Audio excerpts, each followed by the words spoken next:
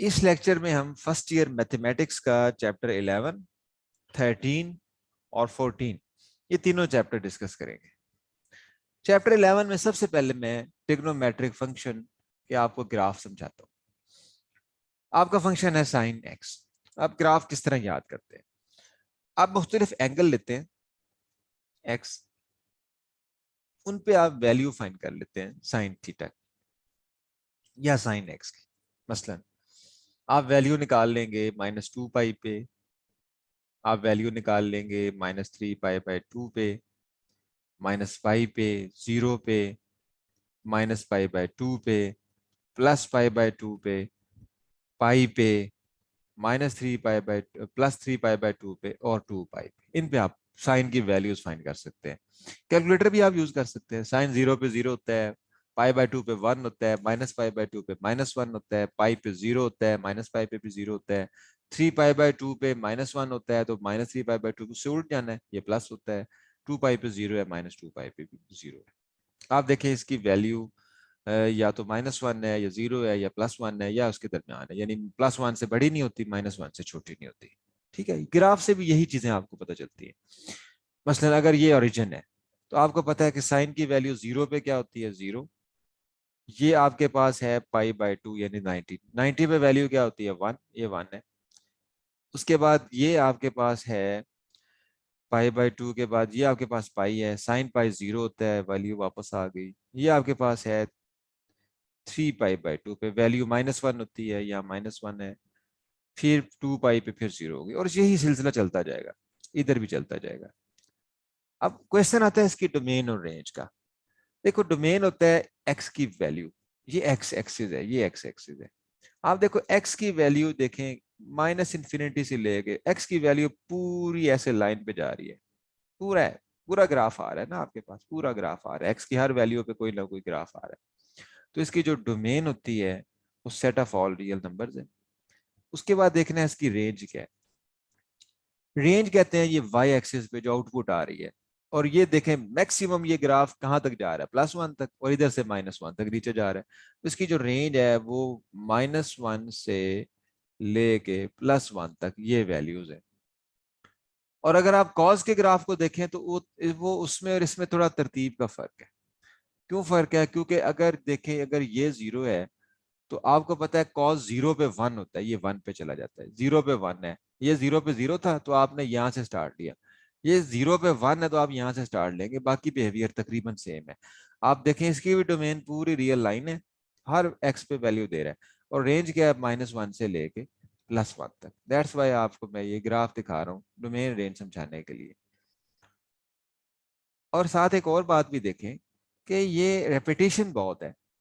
tan x की value ही फर्ज करो, देखिए tan x का ग्राफ यूं डांस करता है, ये देखो ये ग्राफ है, ये ग्राफ है, बार बार एक ही पैटर्न रिपीट हो रहा है। इसका मतलब है कि ये फंक्शन जो होता है ये वन वन फंक्शन नहीं है, क्योंकि ये बार बार वैल्यूज रिपीट करता है। उसकी निशानी ये होती है, आप एक हॉरिजॉन्टल लाइन लगाते हैं, अगर हॉरिजॉन्टल लाइन ग्राफ को एक से ज्यादा पॉइंट पे कट करे, कहीं पे भी लाइन लगा के देखना है, कहीं पे भी अगर ऐसा हो कि ग्राफ को ये लाइन एक से ज्यादा पॉइंट पे टच करे, तो वो वन वन फंक्शन नहीं होता।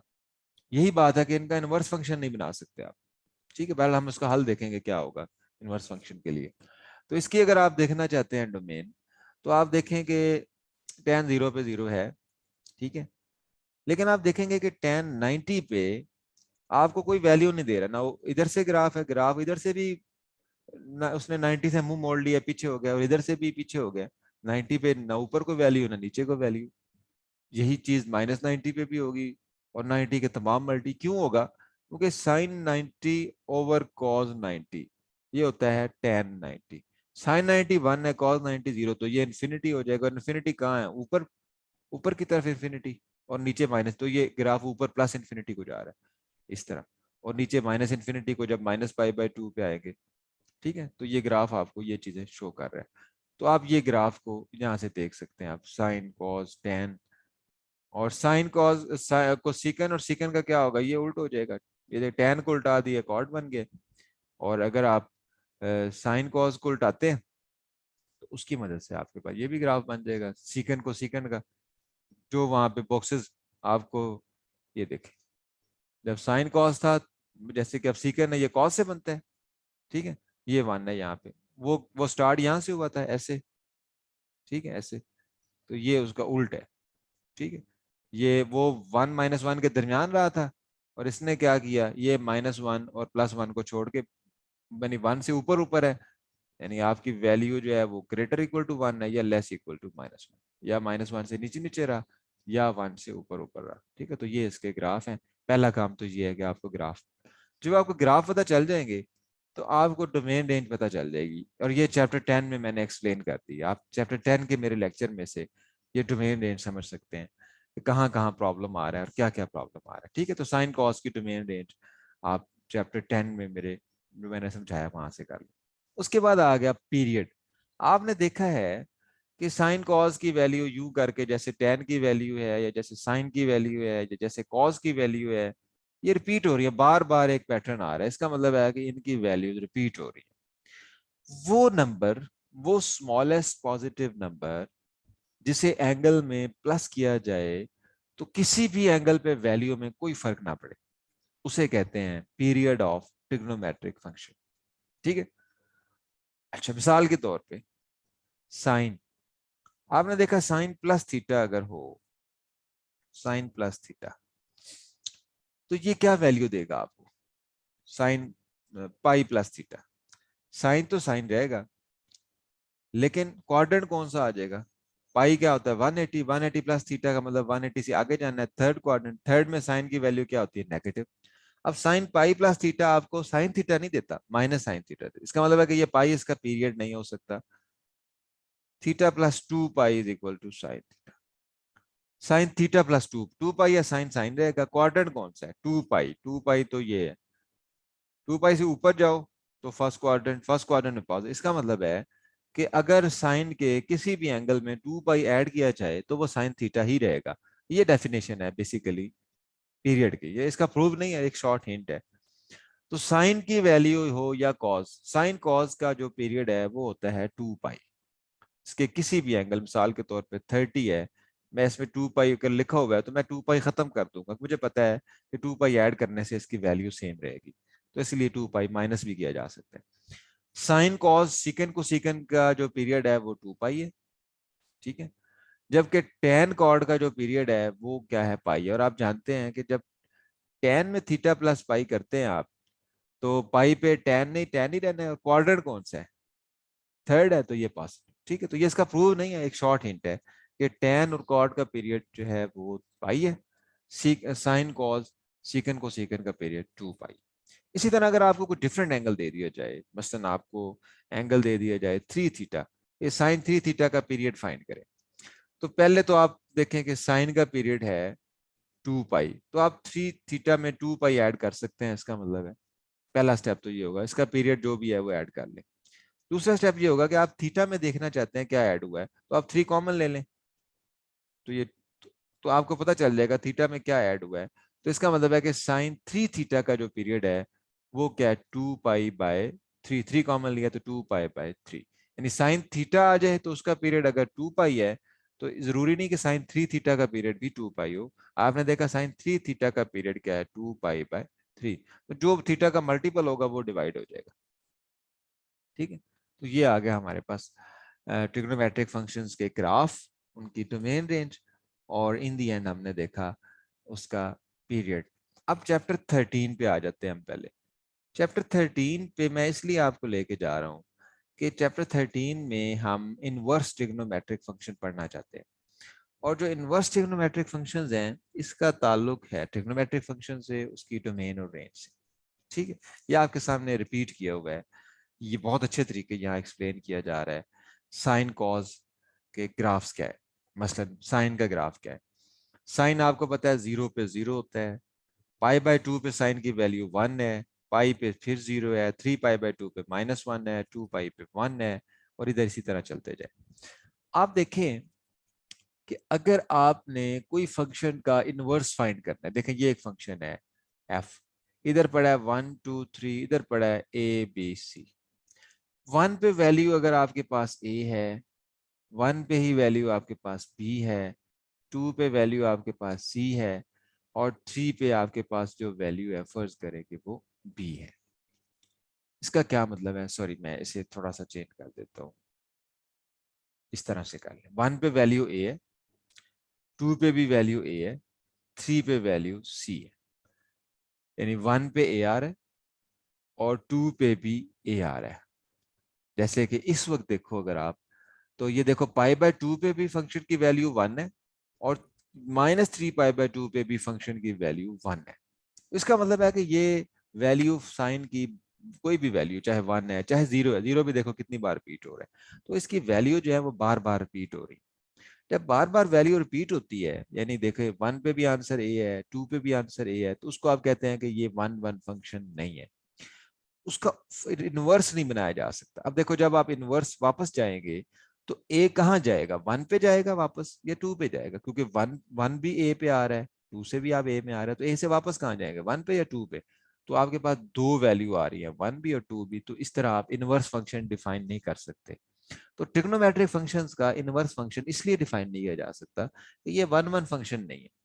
हम क्या करते हैं, हम ये करते हैं, हम इसका वो कोई ऐसा हिस्सा काट लेते हैं ऐसे करके कि जिसमें इसकी वैल्यू रिपीट ना हो, पूरी वैल्यूज आ जाए। मसलन देखें -π/2 पे वैल्यू क्या है, -1, क्योंकि आप देखें ना साइन की वैल्यू आपके पास प्लस -1 से लेके +1 होती है, तो -1 कहाँ होती है, -π/2 पे, +1 कहाँ होती है, π/2 पे। तो आप क्या करेंगे, आप सारा एक्स एक्सिस लेने के बजाय -π/2 से लेके +π/2 तक आप ये डोमेन ले लेंगे। ये आपका जो फंक्शन है y = sin x, इसमें आप x को पाबंद कर देंगे कि -π/2 से लेके +π/2 तक रहे, ताकि इसकी वैल्यूज रिपीट ना हो। तो फिर ये 1 1 फंक्शन बन जाएगा।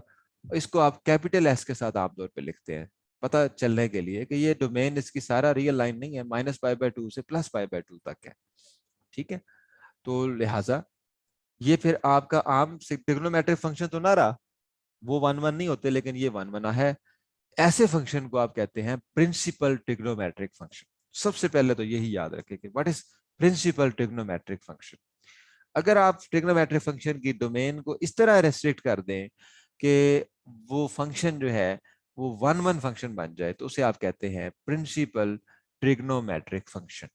इसके लिए आपको देखो, आपको दो ही एंगल याद करने पड़ेंगे, एक -π/2 से लेके +π/2 तक, ये है साइन के लिए, और दूसरा याद करना पड़ेगा 0 से लेके 2π तक, ये है कॉस के लिए। ठीक है, साइन और कॉस की जो डोमेन्स हैं वो इस तरह से रेस्ट्रिक्ट करनी है आपने। ठीक है, अच्छा बाकी आपको देखिएगा इसी से याद हो जाएगी।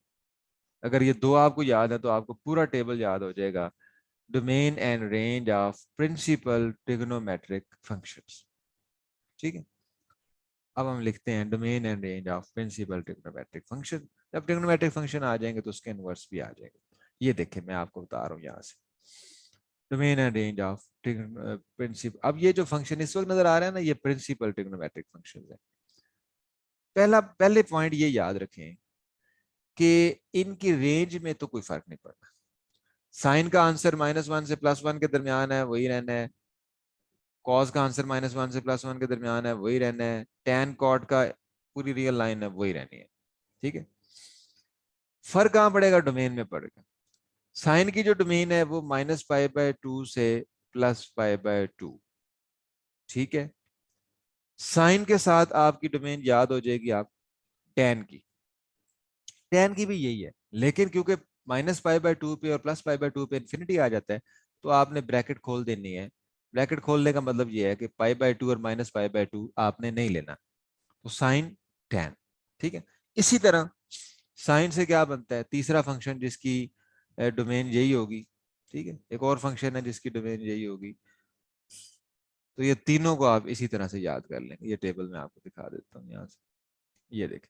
साइन से क्या बनता है, कोसिकेंट। कोसिकेंट की भी यही होगी डोमेन, -π/2 से +π/2, लेकिन दरमियान में क्योंकि ये कोसिकेंट 1/sin होता है और साइन 0 पे 0 होता है, तो ये इन्फिनिटी हो जाएगा। इसलिए आपने x को 0 नहीं पुट करना, ये एक कंडीशन लगा दी, x ≠ 0। ठीक है, अब ये आपको आसान हो गया काम।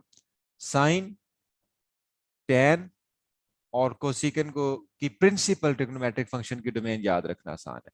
इसी तरह कॉस के साथ सीकेंड की और कॉड की याद रखना आसान है। साइन की क्या होगी, -π/2 से π/2। tan के लिए क्या करना पड़ेगा, इसकी ब्रैकेट ओपन कर देंगे, ये एंड पॉइंट नहीं लेने। और कोसिकेंड में क्या प्रॉब्लम है, -π/2, यानी डोमेन है सेम ही, थोड़ा सा चेंज है। कोसिकेंड में प्रॉब्लम है कि जीरो नहीं होना चाहिए, जीरो हो गया तो थीटा अगर जीरो हो गया तो वो इन्फिनिटी हो जाएगा। कॉस के लिए मैंने बताया 0 से 2π। कॉट के लिए क्या होगा, उसी तरह एंड पॉइंट शामिल नहीं करने, ब्रैकेट खोल देंगे 0 से 2π। और सीकेंड के लिए क्या होगा, सीकेंड होता है 1/cos, और ये 90 अगर आ जाए cos 90 तो ये इन्फिनिटी हो जाता है।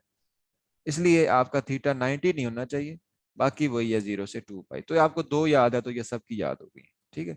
तो ये हो गया इनवर्स ट्रिग्नोमेट्रिक फंक्शन, उनकी डोमेन और रेंज, ठीक है। अब इनवर्स फंक्शन की बहुत सारी प्रॉपर्टीज हैं। जैसे आप साइन अल्फा प्लस बीटा करते हैं तो sine alpha minus sine inverse में भी आपको फार्मूला करना पड़ेगा, सम का, डिफरेंस का। मसलन पहला formula, sign inverse A plus sine inverse B, ये किसके बराबर होगा। इसे देखने के लिए हम थोड़ा सा प्रूफ देख लेते हैं एक का, फिर आप कर लेंगे।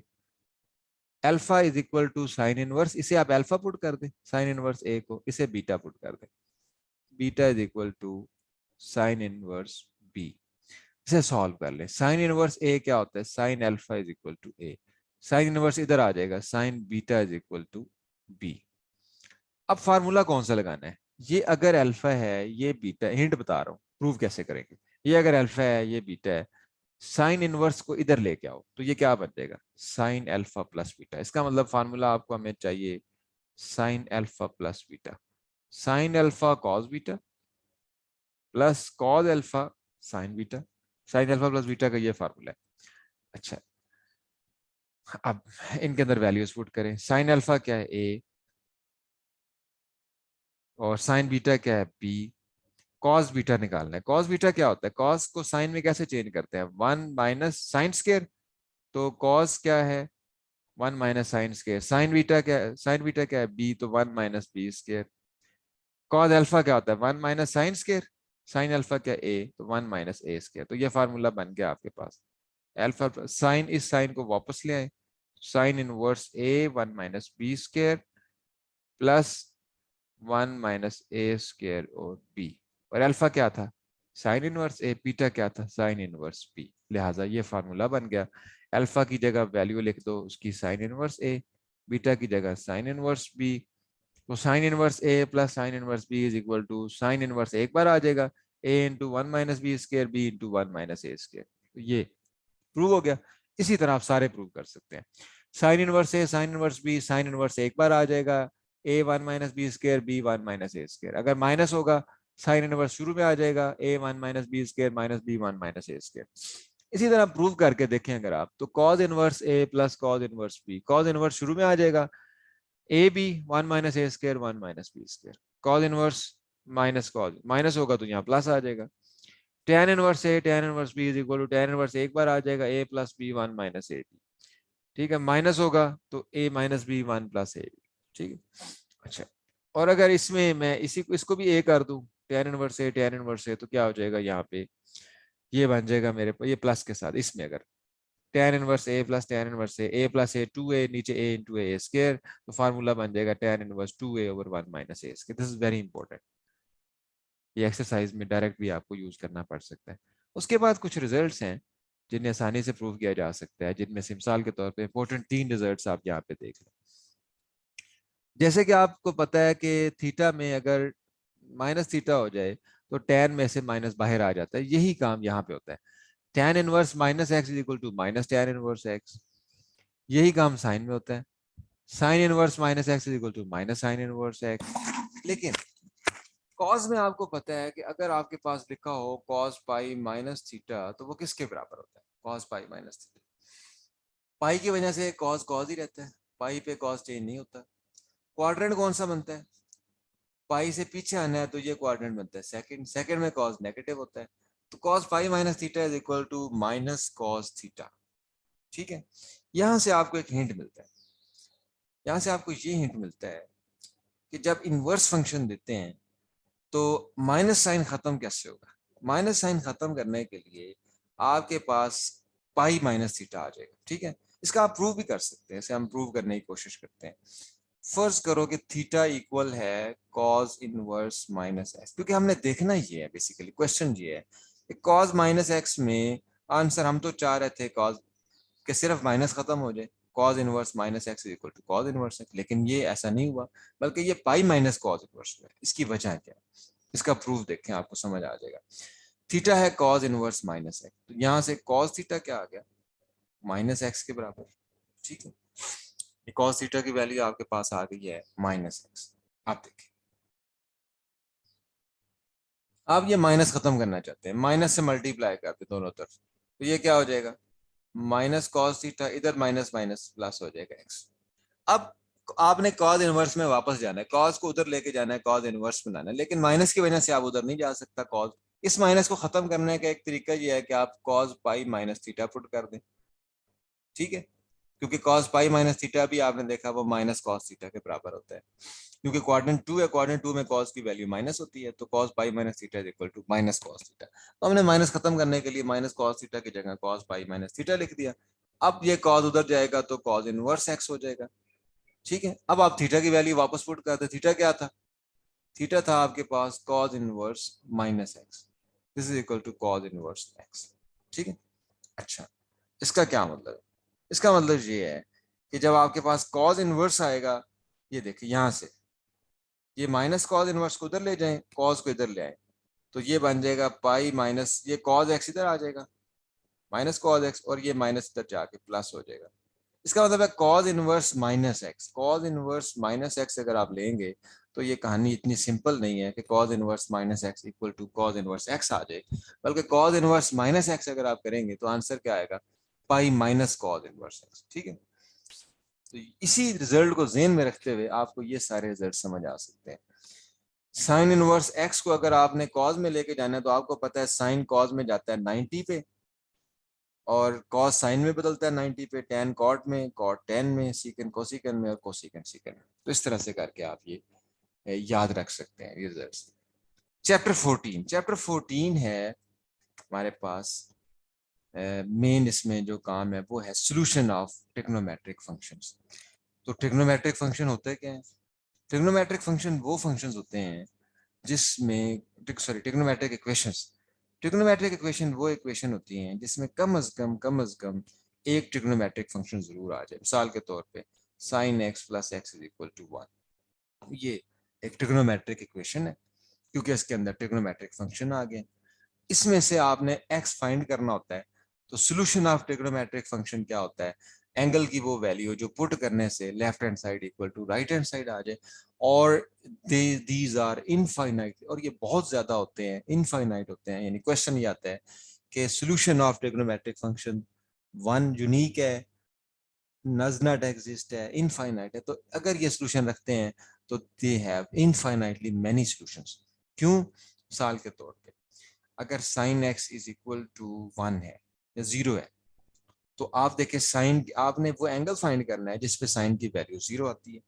अब देखें वो कौन सा एंगल है जिसपे साइन की वैल्यू 0 आती है, 0 पे भी आती है, 180 पे भी आती है, 360 पे भी आती है, और बहुत सारे एंगल पे आती है। तो इसका मतलब है कि ट्रिग्नोमेट्रिक फंक्शन के जो सोल्यूशन है वो इनफाइनाइट हो सकते हैं। ठीक है, अच्छा, सॉल्व कैसे करेंगे, मैं आपको एग्जांपल देता हूँ। साइन एक्स इक्वल टू, फर्ज करें साइन एक्स की वैल्यू आ जाती है -1/2।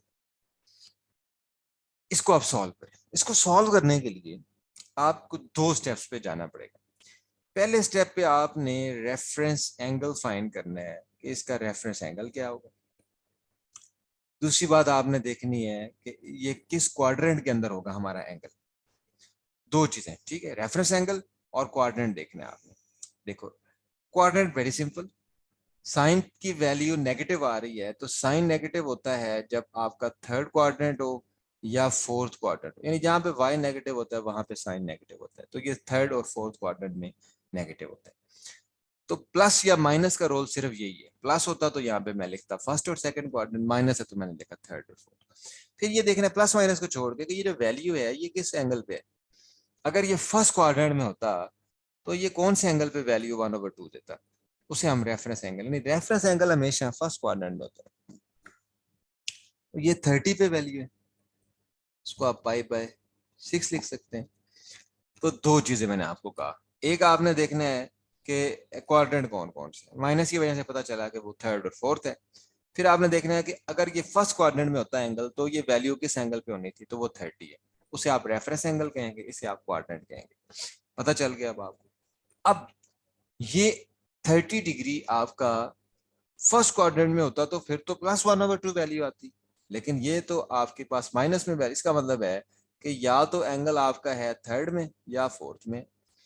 इसका मतलब क्या हुआ, इसका मतलब ये हुआ कि ये जो 30 डिग्री है ना, ये यहां बन रहा है या ये यहां बन रहा है 30 डिग्री। लेकिन असल एंगल क्या है, असल एंगल अगर आप देखो तो ये जो है, ये असल एंगल क्या है, ये पाई 180 +30 है, पाई +30।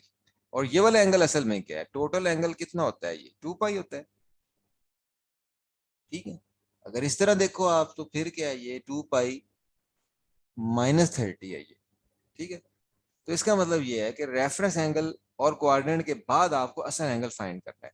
ठीक है, तो आपको दो बातें मैंने बता दी, एक मैंने ये बता दिया कि आपको रेफरेंस एंगल कैसे देखना है, और दूसरा मैंने ये बता दिया कि आपने क्वाड्रेंट के अंदर कैसे जाना है। इन दो बातों की मदद से आप पूरा चैप्टर कर सकते हैं।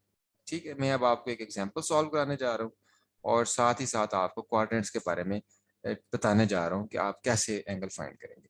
एक हम एग्जांपल ले लेते हैं, sin² theta is equal to 1/4। ठीक है, ये हम ले लेते हैं, हम फाइंड करते हैं इसका, ये ट्रिग्नोमेट्रिक इक्वेशन, इसे हम सॉल्व करते हैं। साइन थीटा क्या आ जाएगा, पहले तो आप स्क्वायर रूट ले लें, +-1/√2। इसका मतलब वही आप 2 cases, sine theta 1/2, sine theta -1/2। दो बातें मैंने कही, क्वाड्रेंट और रेफरेंस एंगल। रेफरेंस एंगल क्या हुआ, यहाँ पे रेफरेंस एंगल होगा, साइन की वैल्यू 1/2 कहाँ होती है, पाई/6 यानी कि 30 डिग्री। और क्वाड्रेंट कौन सा है, एक केस में साइन पॉजिटिव है, एक में नेगेटिव है। पॉजिटिव कहाँ होता है, फर्स्ट में और सेकंड में, नेगेटिव कहाँ होता है, थर्ड में और फोर्थ। इसका मतलब है कि आपका जो आंसर है वो एंगल आपका चारों क्वाड्रेंट में हो सकता है। पॉजिटिव का मतलब 1 और 2 में हो सकता है, नेगेटिव का मतलब 3-4 में हो सकता है, तो आपका एंगल चारों क्वाड्रेंट्स में हो सकता है। अब मैं आपको जनरली समझाने लगा हूँ कि किसी भी क्वाड्रेंट में आप आंसर कैसे देंगे। देखिए, अगर आपका रेफरेंस एंगल है फर्स्ट क्वाड्रेंट में, ठीक है, तो आपका एंगल वही रहेगा, लिहाजा फर्स्ट क्वाड्रेंट में आपका एंगल चेंज नहीं होने लगा, वो पाई/6 ही रहेगा। रेफरेंस एंगल और एक्चुअल एंगल आर सेम। अगर आपका रेफरेंस एंगल सेकंड क्वाड्रेंट में हो यहाँ पे, तो एक्चुअल एंगल क्या होता है, फिर वो पाई-थीटा होता है। टोटल पाई है ना, इसको निकाल दें तो पाई-थीटा। तो यहाँ पे पाई-थीटा का मतलब है कि पाई-पाई/6, तो ये 6 पाई, ये आंसर क्या आएगा, 5 पाई/6। और अगर आप थर्ड क्वाड्रेंट में एंगल निकालना चाहते हैं तो ये पाई+थीटा बन जाएगा, पाई+थीटा यानी कि पाई+पाई/6, तो ये 7 पाई/6। फोर्थ में जाना चाहते हैं तो ये बन जाता है 2 पाई-थीटा यानी 2 पाई-पाई/6, तो ये आ जाएगा 11 पाई/6। तो अब मैंने आपको समझा दिया कि रेफरेंस एंगल फर्स्ट क्वाड्रेंट में होगा तो एज इट इज रहेगा, सेकंड क्वाड्रेंट में होगा तो पाई-थीटा कर देंगे, थर्ड में होगा तो पाई+थीटा कर देंगे, फोर्थ में होगा तो उसे 2 पाई-थीटा कर देंगे। तो ये स्टैंडर्ड तरीका है। तो ये आपके पास 4 आंसर आ जाएंगे, फर्स्ट में है तो ये, सेकंड में है तो ये, थर्ड में ये, फोर्थ में ये। ठीक है, अच्छा, ये तो 0 से लेके 2 पाई तक आंसर है। अगर इन जनरल का आ जाए, क्योंकि 0 से लेकर 2 पाई के अलावा बार बार ये वैल्यूज रिपीट होंगी, तो उसके लिए क्या करते हैं, उसके लिए आप 2n पाई प्लस कर देते हैं, यानी पाई/6 है तो उसमें +2n पाई करते हैं, 5 पाई/6 है +2n पाई करते हैं, 7 पाई/6 है +2n पाई करते हैं।